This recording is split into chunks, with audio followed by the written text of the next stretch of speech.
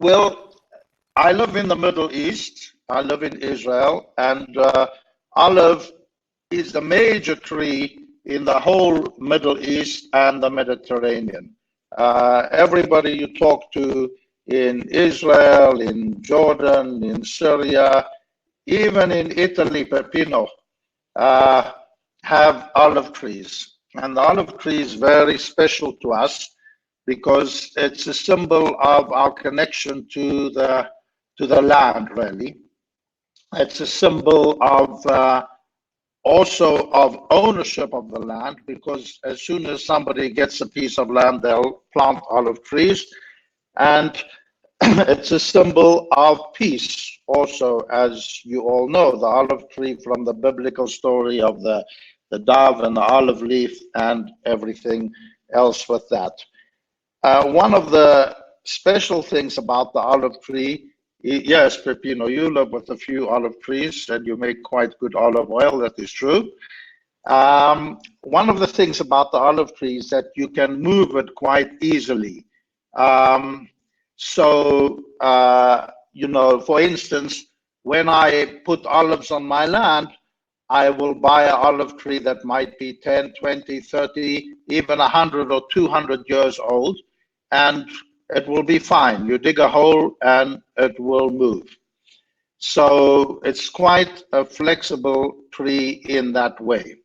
But let's talk about the proving. And I thought, obviously I can't teach the whole proving, but I thought I'd bring up a few of the most important points. The proving is much more, this particular proving comes out much more in the dreams than in the mental emotional. Although I'm sure it would be good to do another proving. This proving was done in Israel, so it was done in Hebrew and translated. So there are symptoms in the mind, but I will skip them and go to the dreams, which are very, very rich, really. So there's a lot of dreams about parents, grandparents, family, ancestry. And there are dreams about homes, a lot of dreams about homes as well. Often being in an unfamiliar house, quite a few dreams of people ending up in a house that is not their house, or that another family was claiming ownership. So immediately you see two things, dreams of ancestry and unfamiliar homes. These are both connected to roots, my roots in terms of family and my roots in terms of home. Is this my home or isn't this my home? And this is something that olives very much symbolize, I'm sure, all over the Mediterranean, in Spain too. It's, this is my home, this is my olive tree, and this is where my roots are. So that is one aspect of olive, and it goes on to many, many dreams of foods and feasts, great amount of food, all kinds of food, watermelons, peanuts, bread, dishes, etc. And this is an important aspect of olive, because we have to remember that olive is maybe the most nutritious of all food. In that little olive, there are there are so many nutrients that are soaked up during the long, long summer in that small little olive that, as you mentioned here, is extremely bitter, but it is full of nutrient, and olive oil, as we know, is very rich in nutrients. So there's an issue about food and abundance of food. That's another aspect of the proving. Now, another aspect, and this is important, is of malnourished babies. Babies that have got ill for lack of food, from epidemic, that are screaming of hunger, that have been neglected, that haven't been breastfed, that are sickly, that are in critical state because of lack of food. So that is the important part, and this is where we actually use the remedy clinically in AIDS. In Africa, we used it. It's one of the remedies we put in the Janus epidemic. Was I'm actually just doing a series of this of the Janus epidemicus of AIDS, a video series which will be out soon. And olive is one of the soric remedies, secondary remedy. It's not the first line of remedies, but where we used it successfully is in malnourished babies. You get a lot of babies in Africa that either don't have the food or they have the food but they can't absorb it because of one disease or another. I'm sure it's similar in India in some places. And I remember in particular one child who had very bendy, soft legs, so he could never stand because he just was, he had AIDS and his legs were just soft. And we gave him olive, and within a few months he was already standing and walking. And we bought him some special shoes, and he was walking fine. So now I want to put those things together. You see the soft legs, and you see the family issues and the unfamiliar homes and the whole root issue of the olive.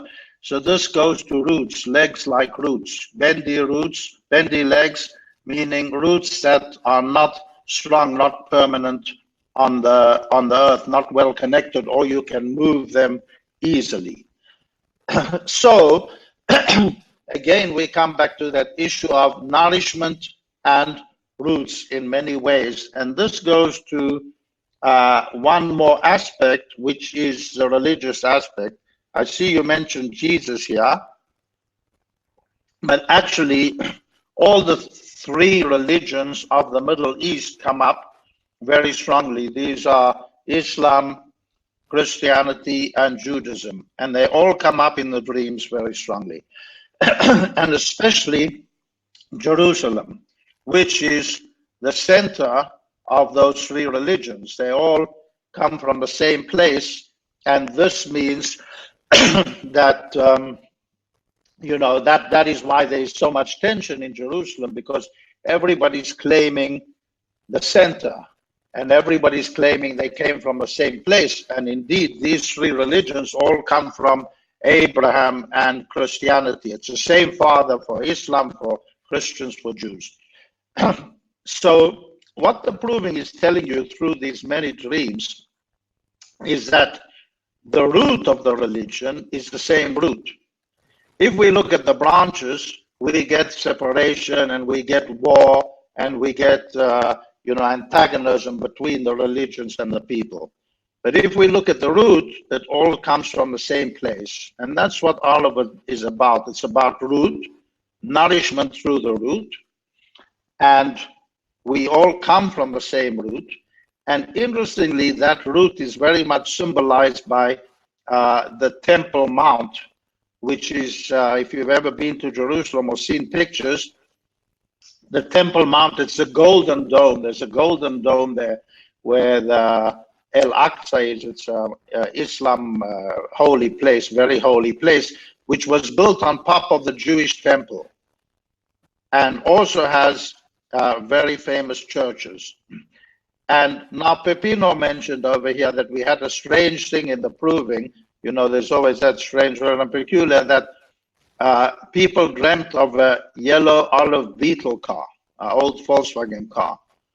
These are, for some reason it came up. And then in two olive cases, we saw people come up in this yellow olive Beetle, a yellow beetle, which looks very much, as it turns out, like the Temple Mount, like this golden dome. So that's it really. It is the center, it is the root, it is where we all come from, but either people are connected to that root and at one together, and then it's a symbol of peace, or it becomes a symbol of separation, territory, war. This is mine, that's yours. And even in the Middle East war, it's very common for people to destroy each other's olives because they are territorial about it. So that is a few of the main points. I don't want to take too much of your time, and I'll just mention one other physical symptom that is quite useful, and that is in hay fever and allergies. Olive is a very good remedy. People who live in the olive regions will know that people around suffer from allergies to it. And it's very good, especially with a lot of yellow discharge, sticky eyes, yellow discharge from the eyes. We've used it successfully. So that's a short introduction to olive. As you can see here, if you want that proving or any other proving, they are all available on my website. And there's also a free case and a course on my website you can access if you want to. So that's good. And thank you for giving me the chance to talk. Thank you, Jeremy, for sharing.